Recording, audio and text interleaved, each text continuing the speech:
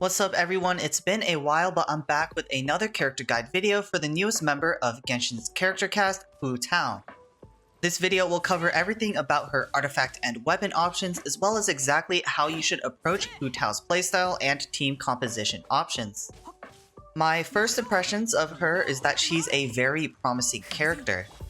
Initially, I wasn't nearly as hyped as a lot of other people in the community, but after playing with her, she reminds me of Tartaglia and Xiao in terms of how smooth her gameplay is. This turns out to be a huge plus in my books. Not to mention, her character design has grown on me and both the English and Japanese voice actors nailed it in regards to her demeanor. I figured I just had to try to at least pull for her in the end. Enough fawning over Hu Tao as a character though, I think we should first start off with an overview of her talents and constellations so you guys can get a better idea of what exactly you want to prioritize when building Hu Tao up. Without further ado, let's get into the guide. Roll it.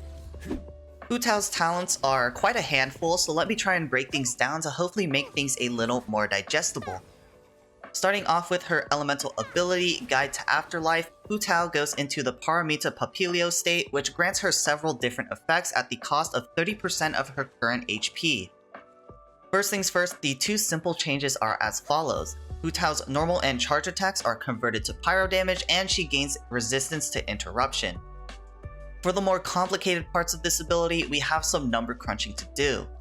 When Hu Tao activates her elemental ability, she gains an attack boost equal to a certain percentage of her maximum HP, and this boost cannot exceed 400% of her base attack. For those who don't know, base attack is calculated by the character's base attack stat plus your weapon's main attack stat. For example, let's say you run Hu Tao on the BP weapon deathmatch, both at level 90. You have 106 base attack on Hu Tao at level 90 and 454 on Deathmatch at level 90. This means your total base attack is the addition of these two numbers, which is 560. Multiply that number by 400% and now your max attack bonus possible from Guide to Afterlife is 2240 attack. This is a pretty big number, but being able to hit the max attack threshold is difficult and many players won't be able to reach this point because the attack bonus is derived from only a small portion of Hu Tao's max HP. But for the sake of example, let's say you are able to hit this point and you have 1000 attack before activating the ability. Your new attack stat will be 1000 plus 2240, which is 3240 attack. That's a pretty darn good stat. For now, if you're curious about your max attack bonus, on screen there should be a small chart that I made to find your maximum attack bonus depending on your weapon choice.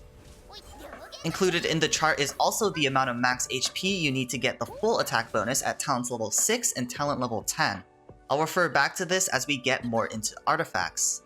The last thing I want to cover with Guide to Afterlife is the Blood Blossom effect, which can be applied by Hu Tao's charge attacks when she's in the Paramita Papilio state. When enemies are afflicted with Blood Blossom, they'll take a tick of pyro damage every 4 seconds. The duration of Blood Blossom is 8 seconds, meaning that a single application of this will result in 2 different instances of pyro damage. The Blood Blossom effect won't stack with consecutive charge attacks, but instead it will refresh the duration.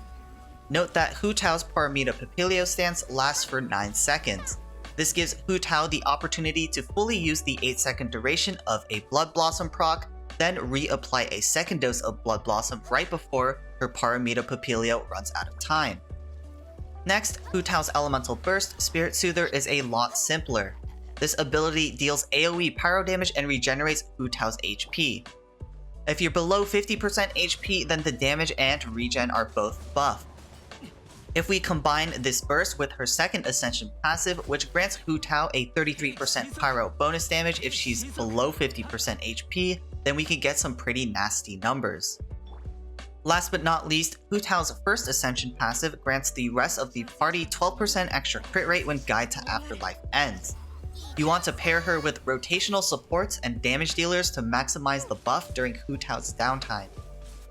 In this sense, she's strikingly similar to Tartaglia.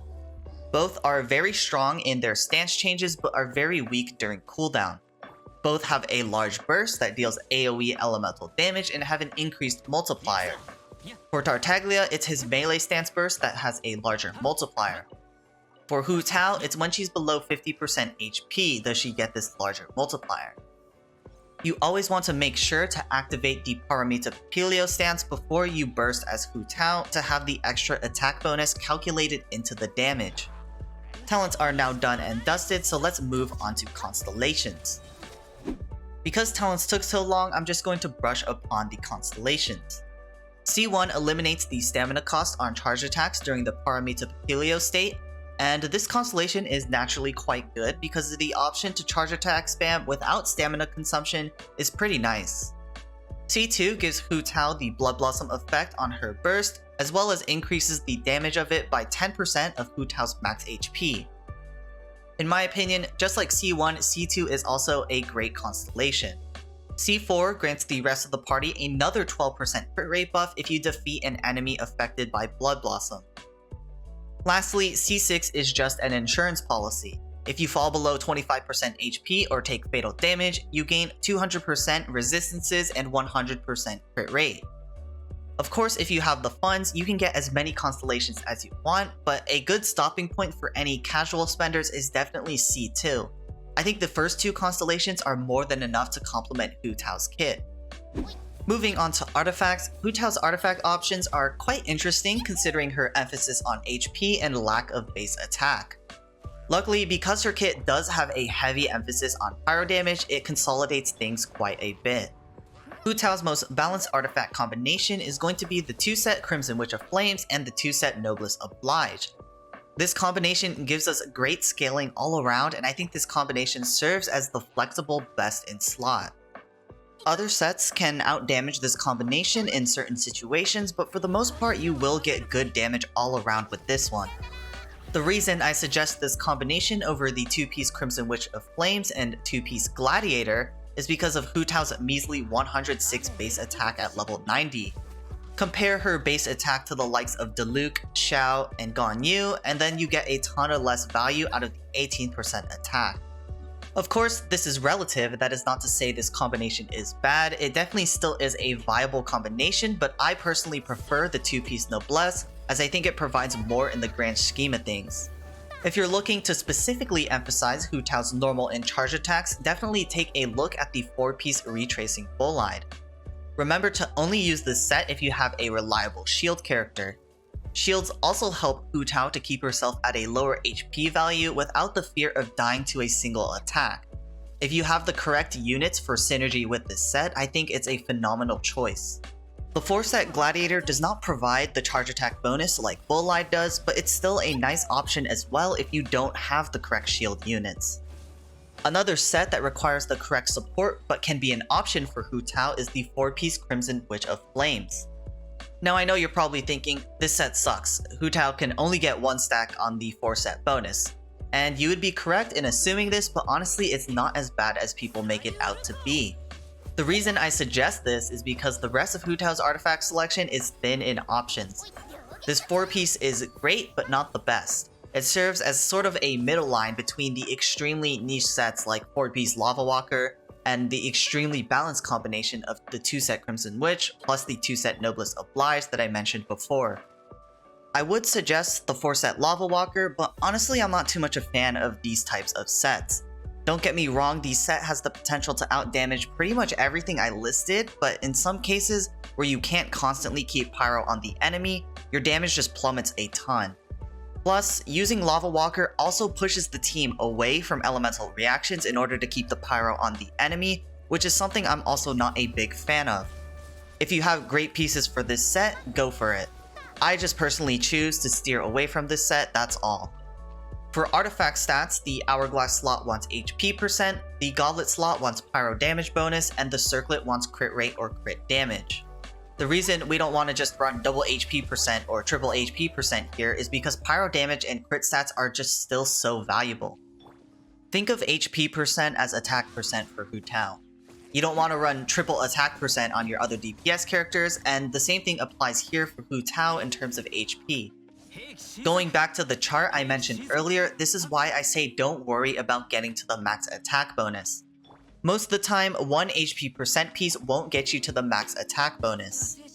However, 1 HP percentage piece already nets you a decent amount of extra attack, and if you build more than one HP piece, you could definitely overflow over the max attack threshold and lose out on damage rather than gain more damage. Regarding substats, you want to prioritize crit rate, crit damage, HP percent, energy recharge percent, and EM in that order. A little bit of energy recharge never hurts to constantly have your burst up. After all, Hu Tao's burst is a pyro burst and has some decent multipliers, meaning we want to have it up as much as possible in case we want to combo with vaporize or melt. Other substats that aren't bad are attack percent and defense percent. Attack percent is lower on the priority list because of Hu Tao's low base attack, but that doesn't mean it's necessarily bad on her. Defense percent is also good on characters like Hu Tao and Xiao because of their HP drain mechanics. Since you're constantly dancing around with lower HP, the little bit of extra defense percent could come in handy. These two substats shouldn't be your focus, but if you happen to have some on your pieces, it definitely isn't hurting you. When it comes to weapons, this is the bottleneck for Hu Tao.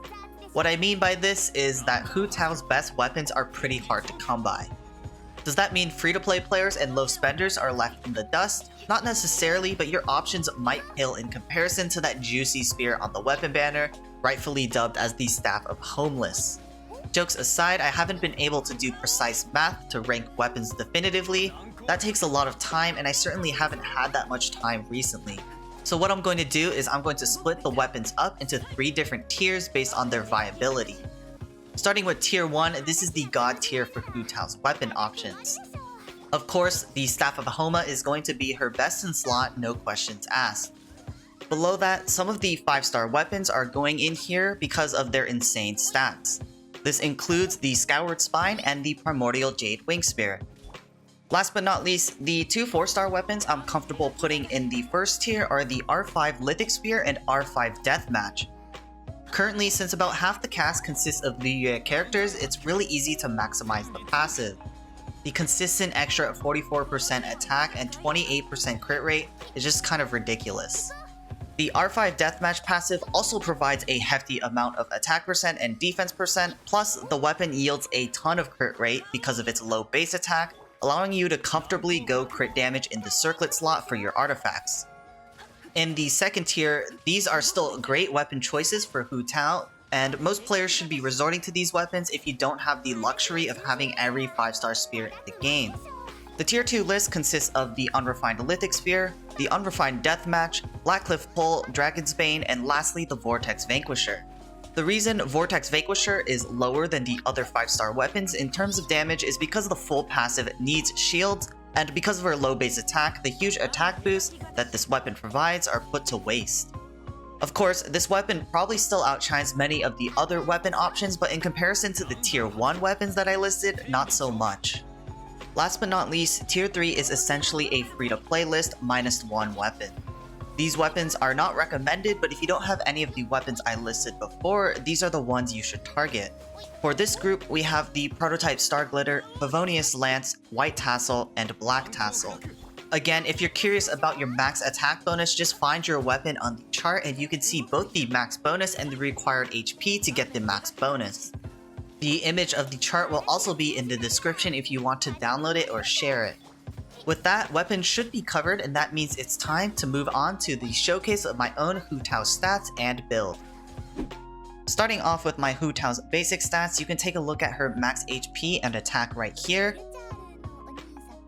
This is her attack without the E buff, so if we leave the character screen for a second, press E, then go back to the character screen, as you can see her attack increased by a lot.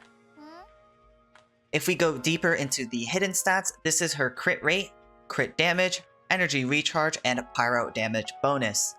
Keep in mind this pyro damage bonus is inflated because her HP is below 50% right now, therefore she gains an extra 33%. For her weapon, we're running an R3 Lithic Spear. This is why her crit rate and attack percent is so high, because we have 4 Liyue characters in our party right now. She gets a huge boost to those 2 stats. For artifacts, we're running a 4-piece Crimson Witch of Flames, and as for the substats, we take a look here. This is the flower, the feather, the hourglass, the goblet, and lastly, the headpiece. If we take a look at her constellations, my Hu Tao is C0, and if we look at her talents, we have 10, 8, and 8. That about wraps it up for my Hu Tao's stats and builds, so let's go take her into Spiral Abyss Floor 12 to see exactly what she can do with the correct team. As I start things up here in Spiral Abyss Floor 12 Chamber 3, I want to say that I have 3 things that I want to mention to you guys as you watch some of this Hu Tao gameplay. First, my team comp is pretty meticulously planned. I have 4 Liu Yue characters for the full buff on my Lithic Spear passive.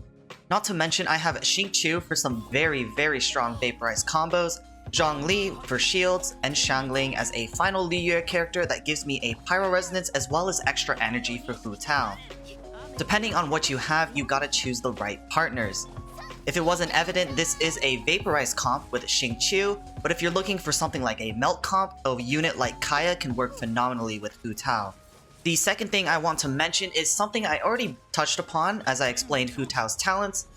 Hu Tao is a very rotational unit, and you're going to notice that I switch a lot so she doesn't hog up a ton of time on the field. All my other units have abilities and bursts that I can set up during Hu Tao's cooldown, and I can still have up after I switch back to her, making things really easy even if I miss time cooldowns by a lot. The last thing I want to mention is sort of a Hu Tao tech. Against this last Ruin Guard, you're going to notice that I start to jump to cancel the charge attack animation. Since Hu Tao has a lot of ending lag frames on her charge attack, this is a useful tactic to use if you want to maximize damage. It takes a lot of time getting used to, and you have to make sure that you don't take damage during so. This is why I say shields with Hu Tao are a very strong combination. If you're curious on how to pull off the animation cancel that I demonstrated at the very end of the Spiral Abyss showcase, the Ease has a slightly different animation that allows this to happen. You're going to want to do the basic attack 1, then charge attack combo, similar to how Keqing uses her charge attack spam. Now you're probably wondering, where do I put the jump in? Well, the timing for the jump is right when the basic attack animation ends if you like to look for visual cues. When you do this, the charge attack will still come out because you input a charge attack beforehand, but it will immediately be stopped by the jump after the damage comes out because you buffered the jump command. Not sure if that made any sense, but if you're someone like a Smash player, you might understand what I'm talking about with the buffering. Anyways, with that, it's time to wrap up the video. If you thought this guide was useful, I'd appreciate it if you both supported the video and the channel. Good luck to everyone pulling for Hu Tao, and other than that, it's the same as always. I'll see y'all in the next one. Peace.